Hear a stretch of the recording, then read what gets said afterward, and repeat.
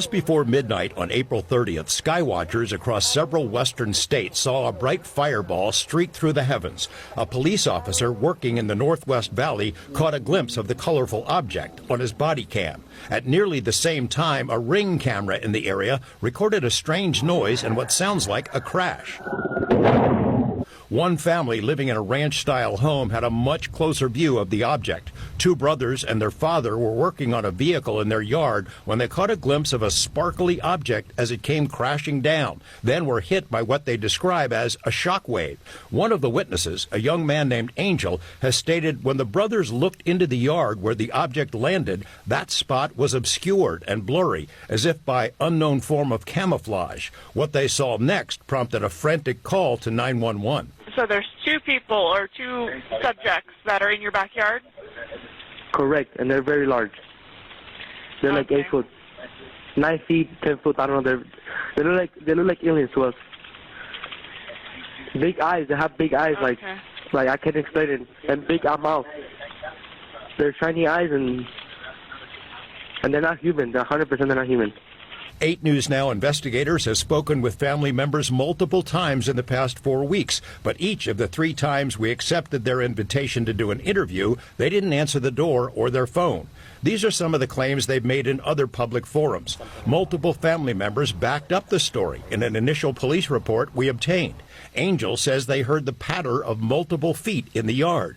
They later heard footsteps on their roof. They saw one of the 8-foot-tall creatures climb behind the controls of a large front loader stored in the yard as if trying to engage it. He got a good look at one of the creatures, he said, a greenish-grayish being with large eyes and long legs. He says he could hear its deep breaths, and when he locked eyes, he was, in essence, frozen in place, couldn't move.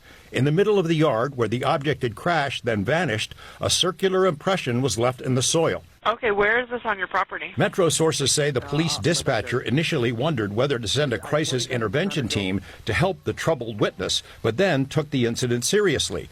2 officers arrived 38 minutes after the call, and by then had heard from other officers. They proceeded cautiously and managed some nervous laughs. I ain't dealing with that.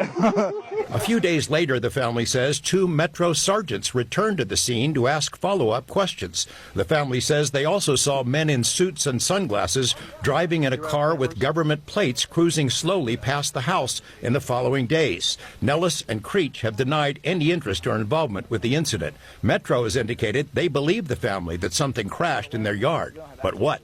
Someone else has access to it. You mentioned, George, in that piece that, they were frozen because so many people have been critical of, like, why didn't they get their phone out? Why didn't they shoot the video? Do we know if there's even any video of this incident? Yes and no. So there's a surveillance camera in the backyard. The property owner keeps that because he's got a lot of expensive equipment there. What we were told is that at the moment this thing comes down and crashed, this camera went out, and it was out for a couple of minutes. When it came back on, the object was gone, but the circle was there.